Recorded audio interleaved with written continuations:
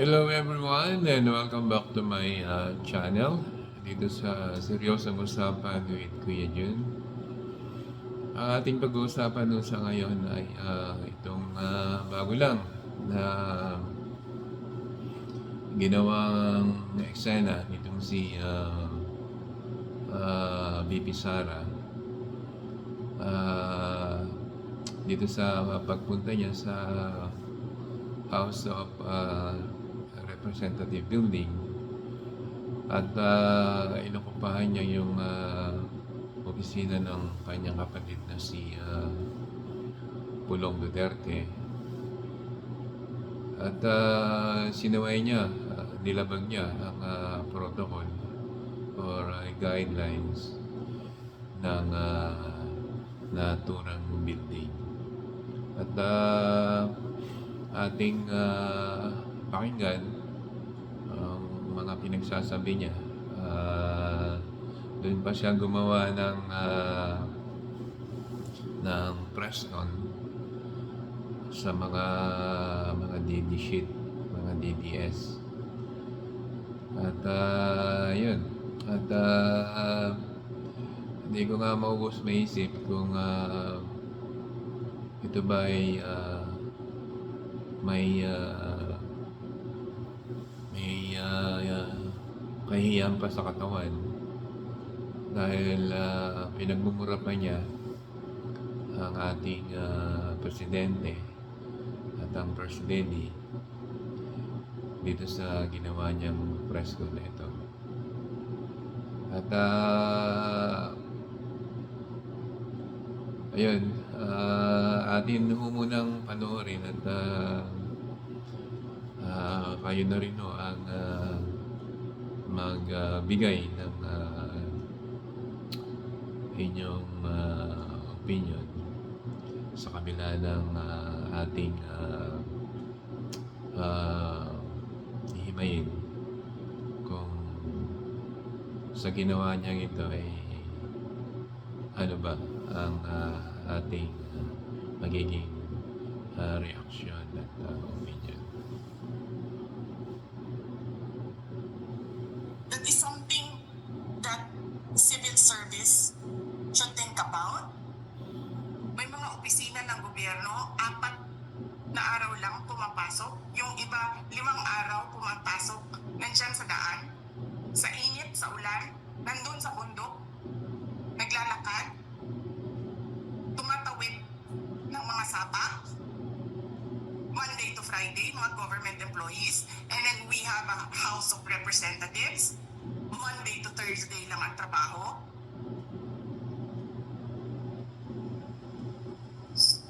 The civil service should rethink that. Ganyan. So anyway, wala sila. Wala silang trabaho. So hinahanap ko, where is this special doon sa order? Where is this special committee meeting that happened? Because they need the permission of the majority leader and the speaker. Kasi nga wala trabaho eh. So kailangan nila ng permission. Wala nakalagay doon. So how is that a legal order? Tapos nakalagay pa sa second order nila, I violated security regulations when I visited. Before ako pumupunta dito, pinapaklear ko yung oras ko. 11 to 1, 4 to 5. Anong security violations ang violate ko dito sa loob? They allow other visitors to come in here. Pero ako, sinabihan ako kanina, hindi ka pwede bumisita dyan sa loob. Doon kayo sa visitor center. Ililipat namin. And then I said no. Sabi ko, sinabi ni Secretary Chua, through that lawyer, I think Attorney Agnes, I don't know if I remember the name correctly right now, na yes, she can visit subject to the guidelines of the detention center. And so anong ginawa ko mali? Basta na lang ba ganon? Sasabihin nyo, I violated security regulations? Ano yun? Wala naman ako 2 baril. na hindi ako pwede pumasok, nag-antay ako. Alam mo, binibigyan ko ba ng pasensya yan si Taas ba yan? Kanina eh. Ngayon hindi na. Nagsinungaling pa siya. Na I refused daw to leave last night when I did not even know na pinapaalis ako. Ang sinabi lang sa akin, papatayin ang kuryente. Which I said, okay lang. Kasi may flashlight naman ako. Hindi ko naman kailangan ng kuryente.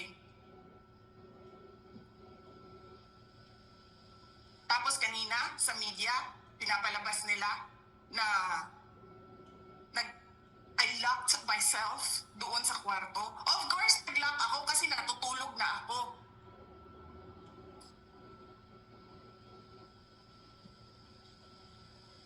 Tapos, what? Bawal ako magstay sa opisina ni Congressman Pulong Duterte. Bakit? Is that government property? I was allowed by the lawful occupant and possessor of that office to stay there, to assist a detainee who is inconsolable right now. Na hindi mo na alam kung yung sakit niya sa likod is a heart attack o ano, kasi hindi nila pinapapasok yung doktor. Diba? So yes, hinahanap ko kanina, sabi ko, where is this permission from the speaker na meron kayong committee hearing kanina in the dead of the night to give an order na i-commit doon sa correctional facility. And where is the rule that says kapag may violation sa detention facility ay inilipat sa correctional facility? Ano yun? You make rules as you go along? Ano yun? Di ba dapat sa demokrasya, there's a rule of law? And then they make rules as they go along? Kung ano lang, whatever pleases the speaker, get her out of the House of Representatives kasi hindi siya dapat nandiyan. Bakit? Pag mapay-ari niyo ba itong compound na ito? And then sasabihin pa nila sa akin na there is a threat to my life inside the batasang pambansa? Why is there a threat to my life? This is the most secured facility because nandito lahat ng mga spoiled brat sa ating bansa. Tapos, sasabihin pa nila, well, pabigat ka sa amin kasi kailangan namin dagdagan ang security mo. Bakit? Trabaho ba nila magbantay sa akin? Eh di ba trabaho ng DPSPG yun? Na may I just say? Binabawasan nila ng binabawasan araw-araw? Na as if this office is not the second highest office in this country?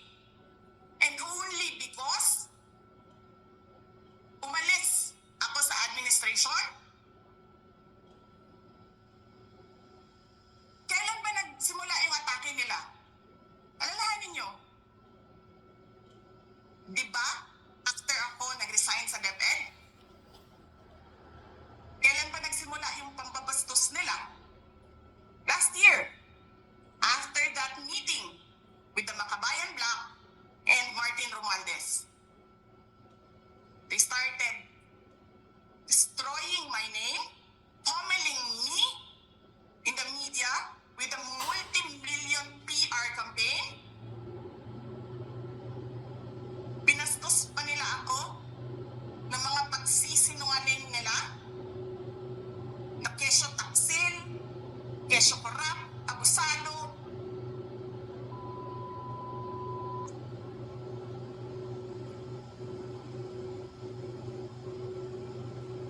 Sino ang korap? Yung mga congressman na yan na nag-hearing, anong sinasabi nila?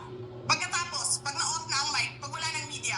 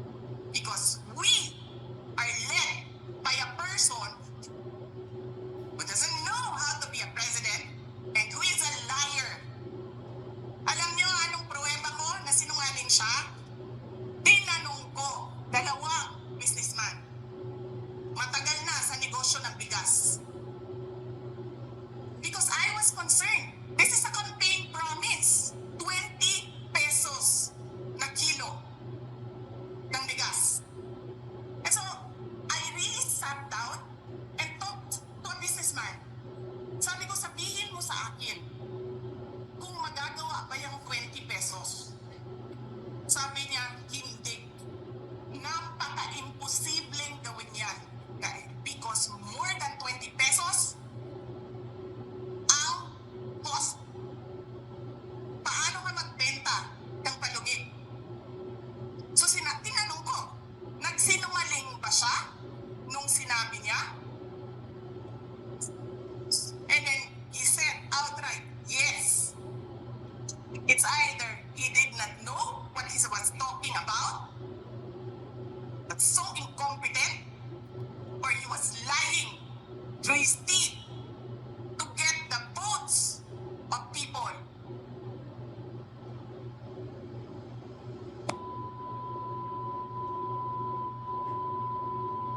Martin Romualdez, Lisa Marcos, Bongbong Marcos.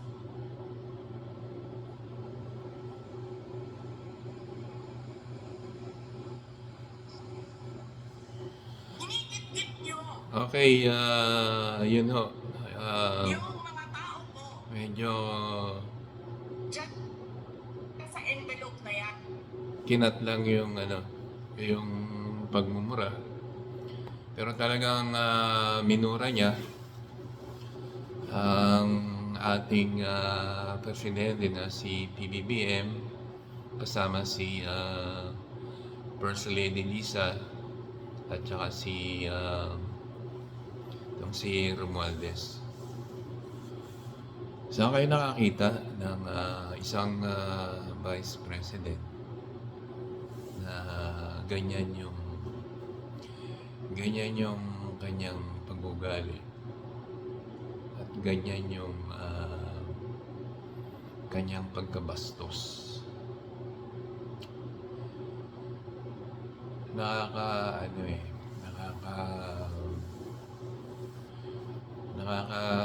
high blood din kung iyong iisipin na meron tayong vice president na sa kabila ng walang ginagawa, sa kabila ng pangungurakot dahil sa nabibisto na yung confidential fund na hindi maipaliwanag kung saan ginamit. Ito ngayon, gumagawa siya ng eksena para lang isipin ng mga tao na tama yung sinasabi niya, na kumbaga kaawaan siya o pumabor sa kanya. Unang-una, tama ba naman yung pumunta ka dyan sa building ng House of Representative at okupahan mo yung opisina na kapatid mo na si Pulong at diyan ka mag-stay overnight? Meron namang sinusunod na guidelines o sinusunod na protocol para dyan sa building na yan, na ikaw pa mismo na Vice President, ikaw pa yung sumusuway. Naturingan ka pa naman na abogada. Pero dyan sa actuation mo, tsaka dyan sa mga pananalita mo, dyan sa mga justification na na sinasabi mo kung ano-ano, na para lang justify mo na tama ka, parang sarili mo lang ang tinuturo mong tama eh. Pero sa ginagawa mong ganyan, walang makita siya na na hindi makita yung pag-iisip ng isang abogada o pag-iisip ng isang may pinag-aralan o pag-iisip na bilang isang Vice President ng Pilipinas. Yung mga gawain ganyan na pananalita, na kawalan ng hiya, na sobrang pagkabastos at walang karespeto sa Pangulo, ay ikaw lang yun, sa katauhan mo lang yun, BP Sara. Hindi ka dapat, hindi ka dapat iniluklok bilang Vice President. Kasi sa ganyang gawain mo, sa kabila ng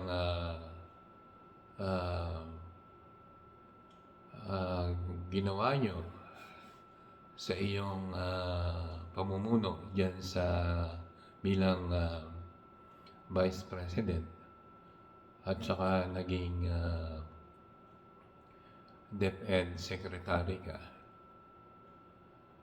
Ayun, ang nakita ngayon, yung mga ginagawa niyong kabulastugan, katulad yan, pangungurakot. Ngayon, at hindi mo maipaliwanag at hindi nyo maipaliwanag dyan sa Office of the Vice President at saka dyan sa Department of Education nung ikaw ay Secretary, kung saan nyo dinala yung confidential fund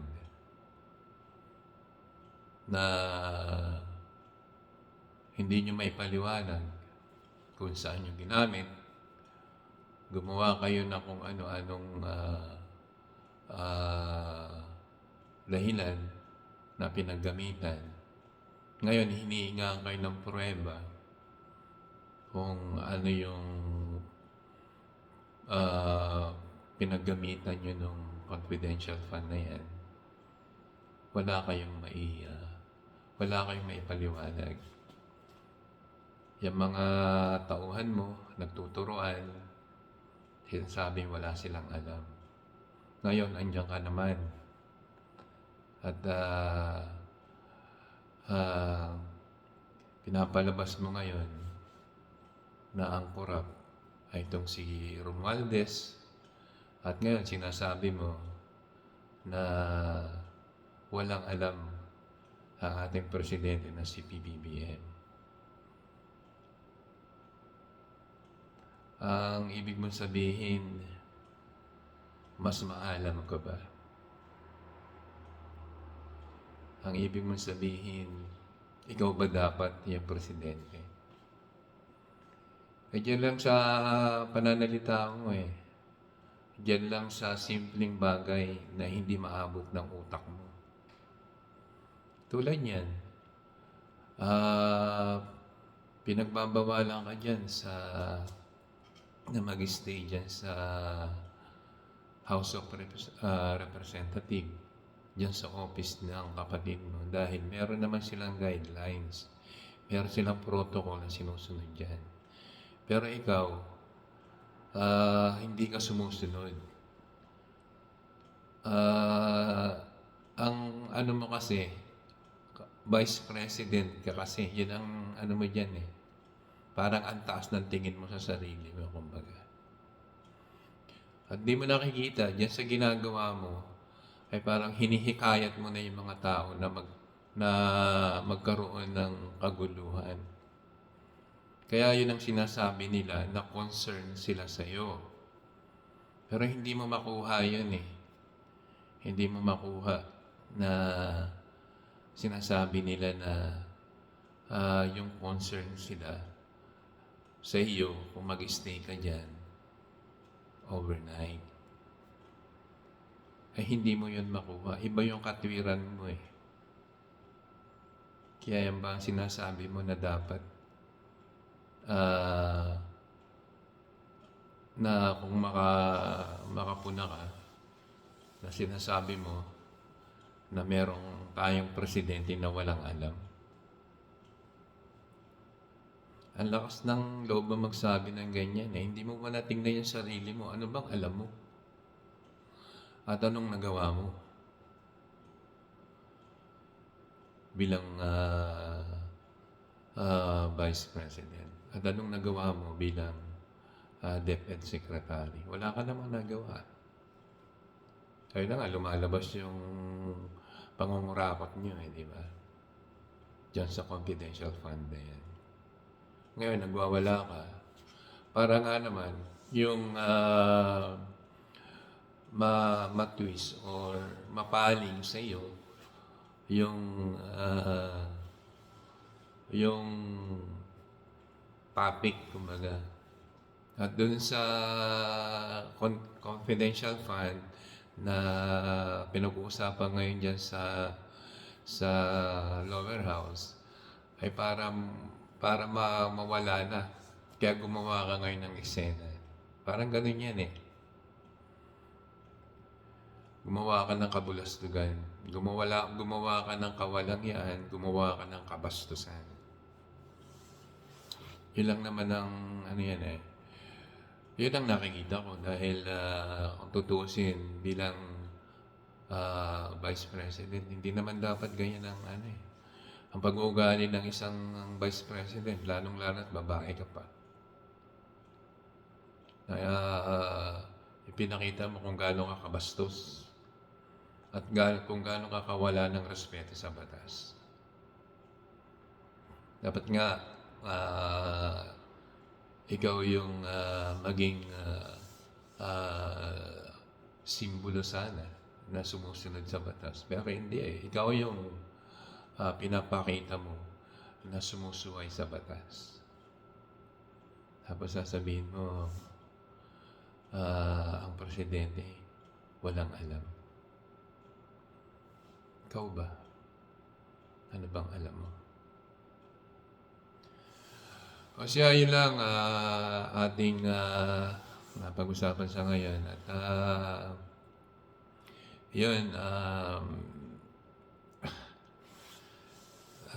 kayo na kong bahala kung ano yung masasabi ninyo dito sa ginawa ni VP Sara sa kanyang actuation at sa kanyang pananalita at sa kanyang pambamastos at sa kanyang pagmumura sa ating presidente. O siya, hanggang dito na lang at ayan, at maraming salamat. Thank you for watching and I'll see you next time. God bless.